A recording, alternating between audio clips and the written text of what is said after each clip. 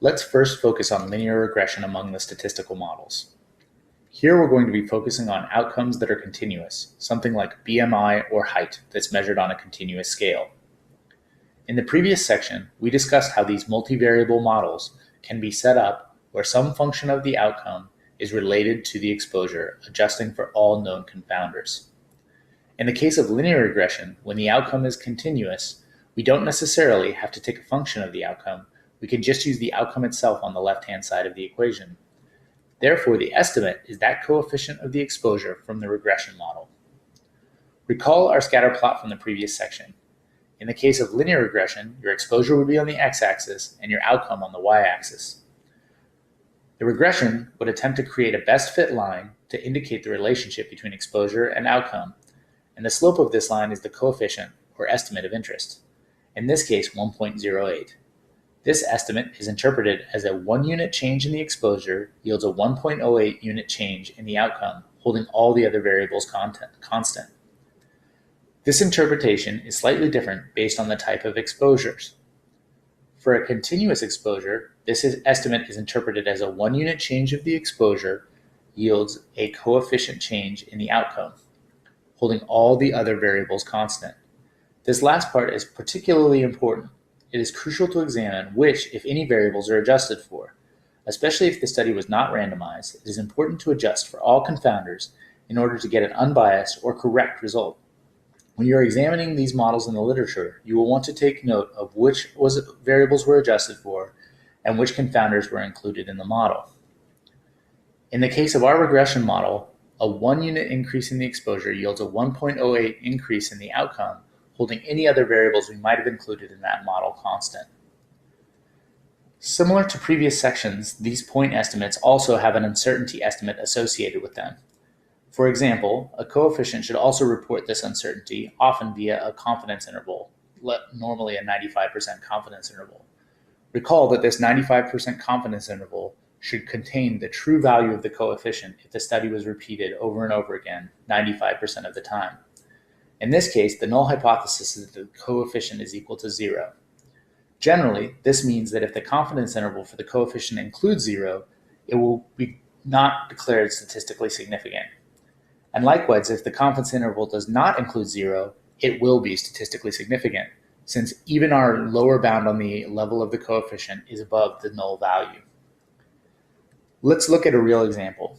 You can find this study in PLOS Medicine. Here, the researchers are interested in whether a healthy lifestyle was associated with the performance on a test of mental ability. They then looked at whether cognitive reserve was a mediator of this relationship. Let's just focus on the first part of the study, the examination of the association between healthy lifestyle and cognitive function. Table 2 in the article reports the association between 5 different lifestyle factors and cognitive function. Let's first look at physical activity. Physical activity here was a continuous exposure defined as reported frequency of engagement in 18 mild, moderate, and vigorous activities. Cognitive function is based on the Cambridge Cognitive Examination, a brief neuropsychological battery designed to assess a range of cognitive functions in the older population, with possible scores ranging from 0 to 107. We learned these definitions from reading the methods section of the paper. This table reports 4 different models. Descriptions of the models are written beneath the table. Often you can find information about what was adjusted for in multivariable models beneath the tables that report the results. This information is also included in the methods and results section. Model 1 here is unadjusted. That is, it is a univariate analysis of the relationship between physical activity and cognitive function. We can interpret this as a 1-point increase in physical activity score yields a 0.2 increase in the cognitive function score with a 95% confidence interval of 0.16 to 0.24 points in the cognitive function score.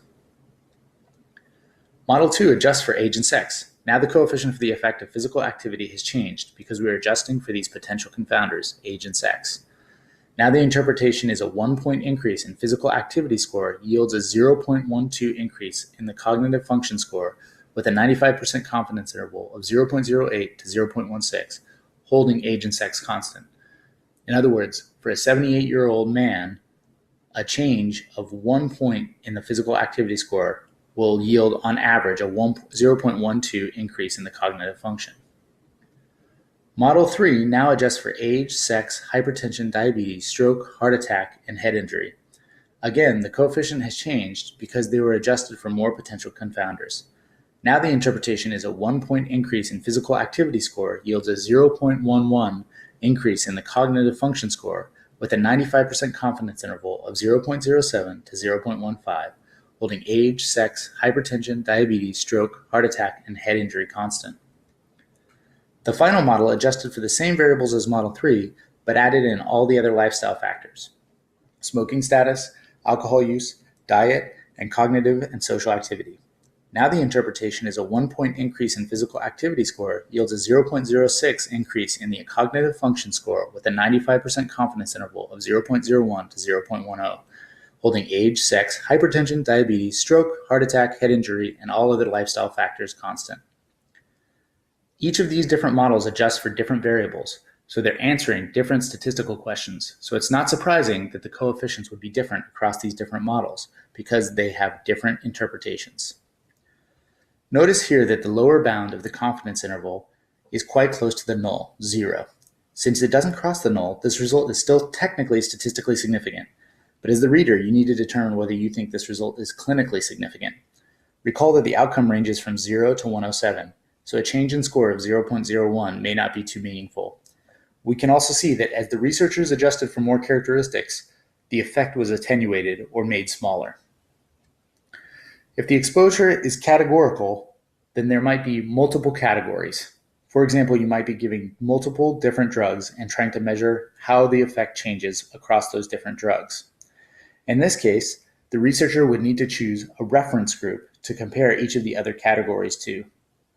Now, if we're looking at a coefficient from a regression model with this exposure, this coefficient is interpreted as the outcome is that coefficient units higher in exposure A compared to the reference category, holding all the other variables constant.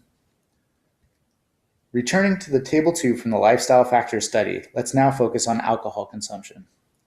Alcohol consumption is an example of a categorical exposure with multiple categories: nearly absent, infrequent, frequent, and regular. The researchers chose the nearly abstinent group as the referent category and compared the other groups to this. Let's look at Model 2 for example. Again, Model 2 adjusted for age and sex. The first result suggests that the cognitive function score is 0.19 points higher among those who infrequently consume alcohol compared to those who are nearly abstinent, with a 95% confidence interval of 0.07 to 0.31, holding age and sex constant. The next result is interpreted as the cognitive function score is 0.27 points higher among those who frequently consume alcohol compared to those who are nearly abstinent, with a 95% confidence interval of 0.16 to 0.36, holding age and sex constant. Again, this is a comparison between this group and the reference group. It was the same reference group as in the previous case.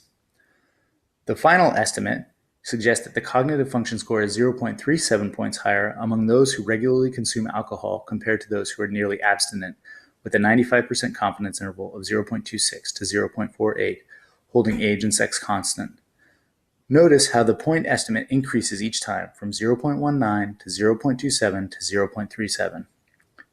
Because the alcohol consumption groups are ordinal, that is, there is an inherent order from nearly abstinent to regular alcohol consumption, the fact that the point estimates increase along with the category signifies a dose effect, where the more alcohol you consume, the more that it impacts your cognitive function score.